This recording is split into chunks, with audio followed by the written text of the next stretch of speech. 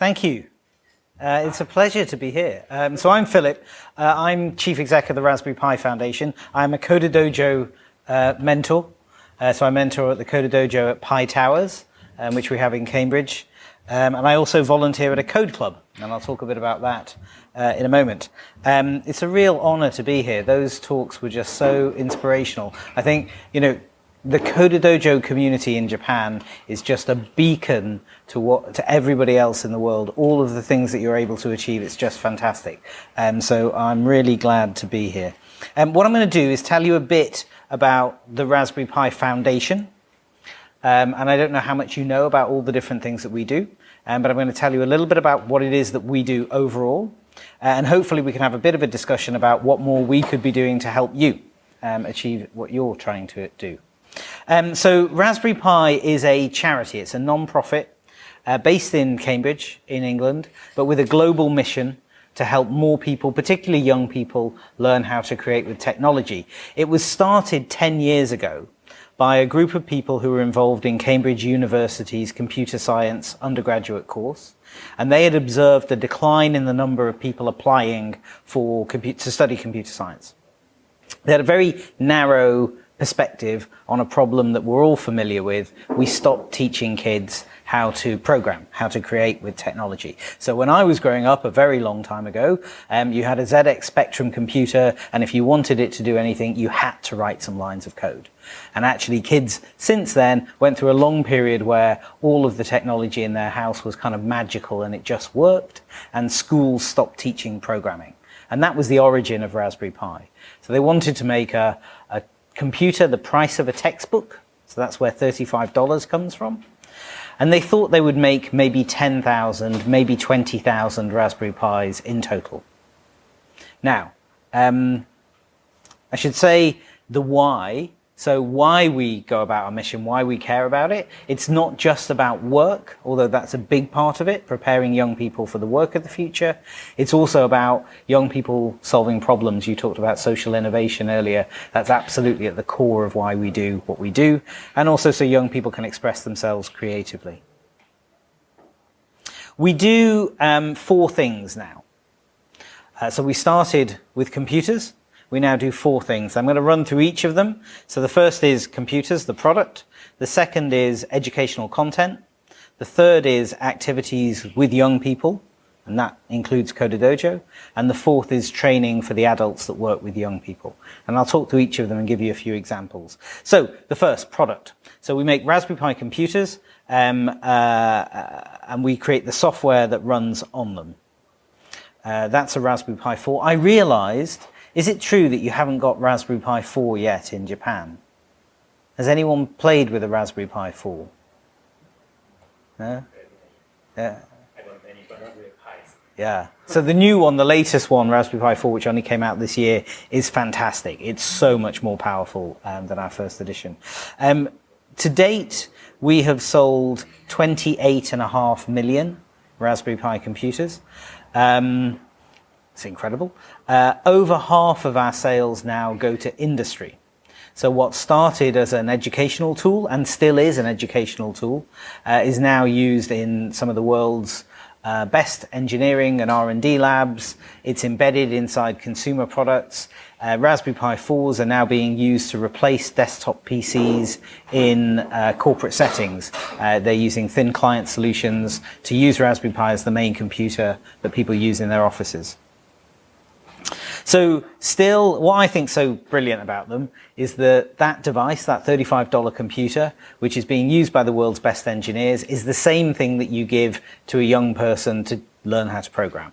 And, it's not a toy, it's a powerful compute device that they've got. I had a look preparing for this talk.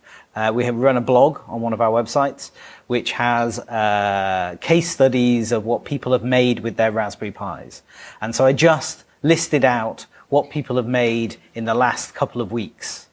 So interactive tabletop role-playing game, night vision camera, weather station, digital analog converter, a water automation system, media player, nature camera, robot, autonomous robot, handheld games console, smart window fan, home herb garden, which was a little bit worrying, an intelligent drowsiness monitor, which was actually for your car, a Raspberry Pi setup that was using visual recognition and a camera to spot when you were blinking your eyes too much, and then it would vibrate your steering wheel to wake you up and stimulate you. You know, it's being used in an incredible array of projects by people at home to solve problems and to make things they're passionate about, but also some of those being turned into commercial products. What else can I tell you about the product? Do you know we make them in Wales? And they're made by Sony. So one of the main reasons I'm here in Japan is to have meetings with Sony, who are the manufacturers of almost all Raspberry Pis now. They make them in Wales, but also here in Japan. So that's the product. That's probably what you know is best for. The second thing we do is we create free educational resources. So these are projects, lesson plans, guides, things that people use at home, in school and in clubs to learn how to program, how to create with technology. Most of them now appear on our website, raspberrypi.org. We have hundreds of hours of content. Important to say that our educational work in the foundation is not just about Raspberry Pi computers. So all of our projects, all of our educational programs, you don't need to use a Raspberry Pi computer. We think everyone should own at least 10 or 1,000, but you don't have to have a Raspberry Pi to work with our materials. We try to theme them by interest, so we're trying to engage young people by talking to them about what they want to build, what they want to make, and we are now translating into 26 languages, some in Japanese. I think one of the challenges we've got is not enough of our content is translated into Japanese. It'd be good to talk about that. And the way that we structure our content has been developed by educational experts and researchers who understand how children learn best, and also to move them away from just copying instructions and starting to be more creative. So there's introductions, additional information for volunteers, and then the projects are broken down into a series of steps. We've hidden hints and tips, so it doesn't give you the complete instructions, but you can get to them if you need them, if you get stuck. And then all of our projects include open-ended challenges. So we're trying to inspire children to create something original. And then we are building pathways and recommendations, a bit like yourself, so that when you finish one project, you're encouraged to move on to something else. So just some examples. Building robots with Raspberry Pi, very popular, great way to get started with physical computing. We now have a growing number of projects around 3D printing and thinking about how children are using maker spaces and other technologies to create. And as you know, we have a range of pathways using different technologies for CoderDojo. But all of the materials that we have can be and should be used in CoderDojo if they're useful to you. We also have a publishing business. We like to disrupt markets in Raspberry Pi. So we set up a publishing business in-house which publishes magazines and books. Every word that we publish is available for free, forever, online. But they're also available for you to buy. So around 7,000 people a month buy the Magpie in subscription or in shops, but about 300,000 people read it for free every month. And so our business model is very much a freemium model. If you want to have the beautiful published artifact, you can. So that's content, and that's really a lot of what the team at Raspberry Pi are involved in, is writing educational content, writing learning content.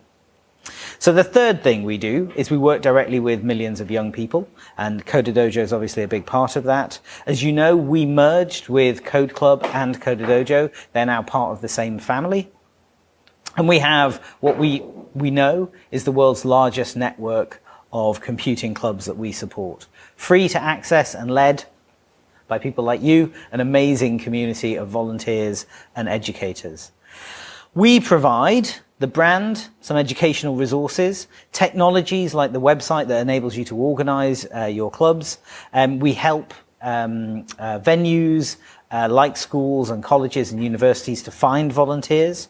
We provide training, support, safeguarding, which is pretty important. We care a lot about all of the spaces where young people are engaged in our activities, and we want them to be safe.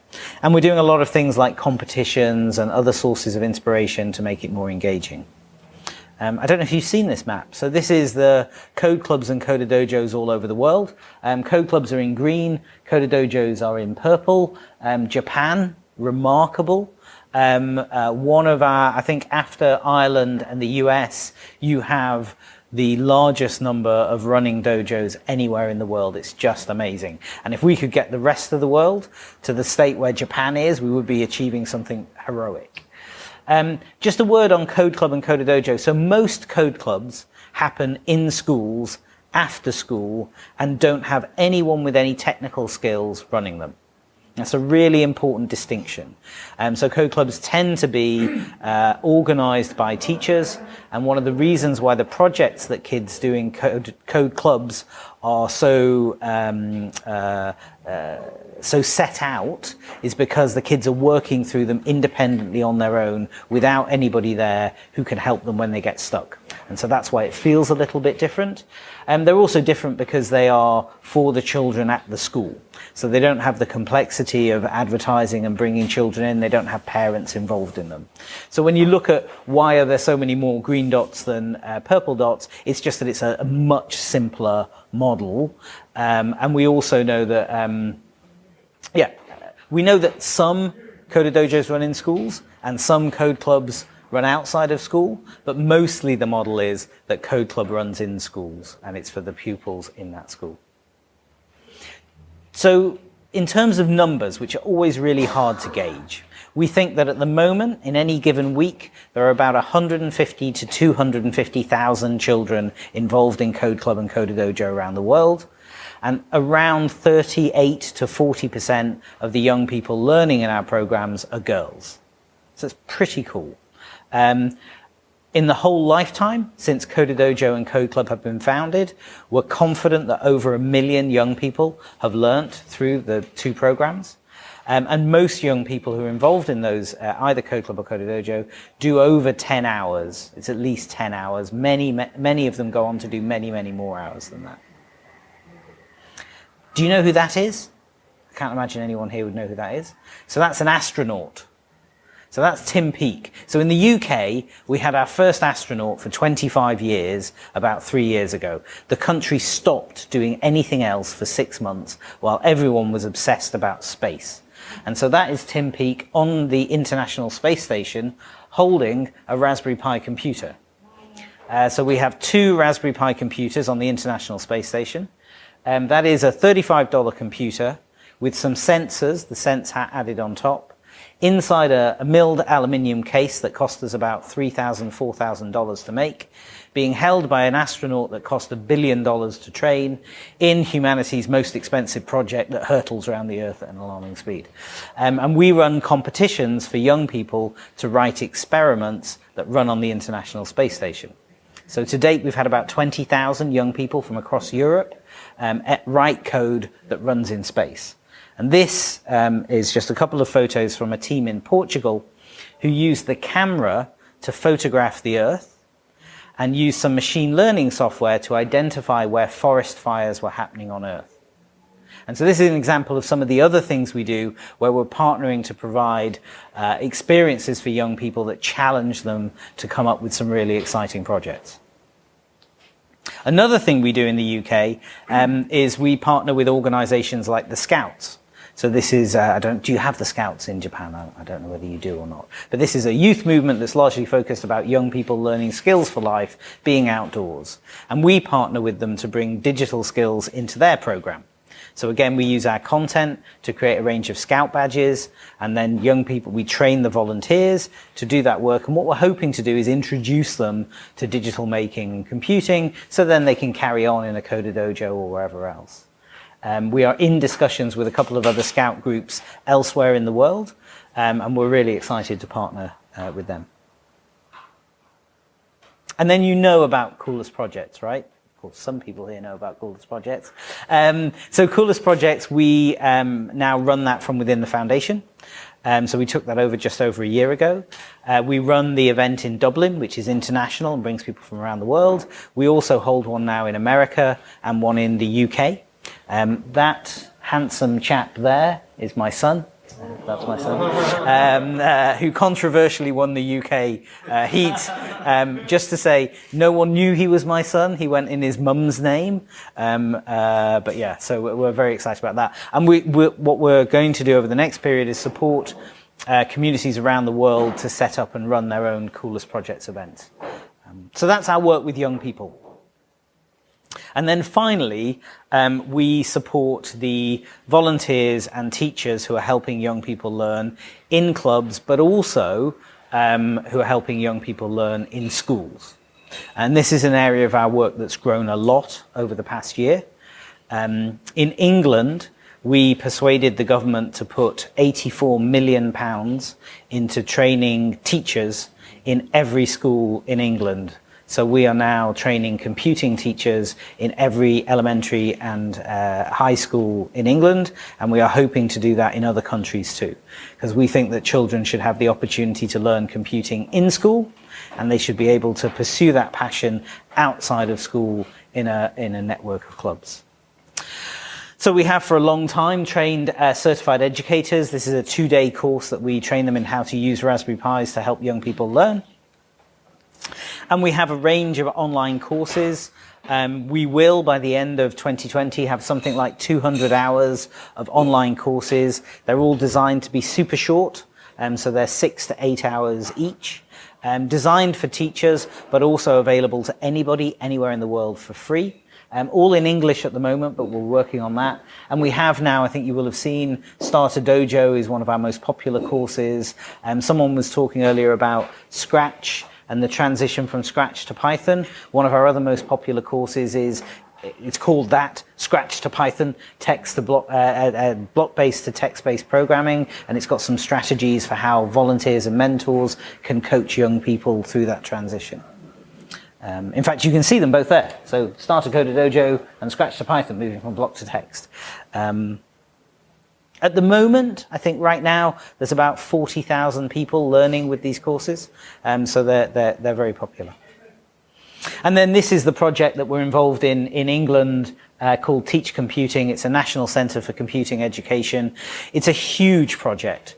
So it's training for around 40,000 teachers in total. Training for primary school teachers and then for the computer science qualifications at later stages.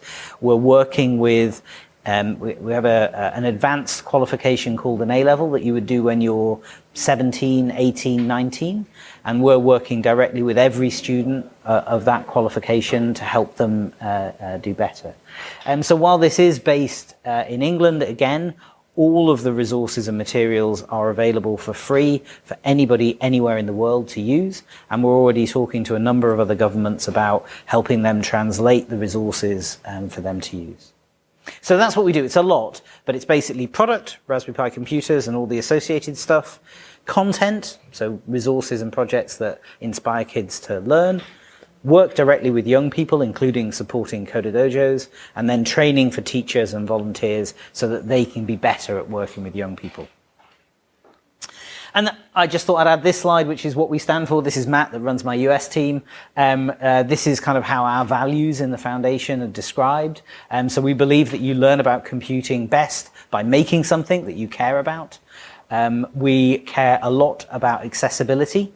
So we want more young women to get involved in computing. We also want kids from poorer backgrounds, from disadvantaged areas, to have the opportunity to learn. And then in terms of how we work, we care a lot about impact, and that means we have a lot of research and evaluation, which helps us understand whether what we're doing works. And we describe ourselves as community-led, so our main job is to figure out how we can help you do more cool things, so you must tell us. And then, as you know, with CoderDojo, we are part of the open source and open education movements, and we work with a wide range of partners. So that was all I wanted to say. I'm happy to take any of your questions. My question for you is, what more can we do to help you in Japan? I want to go back to the team with a list. Thank you.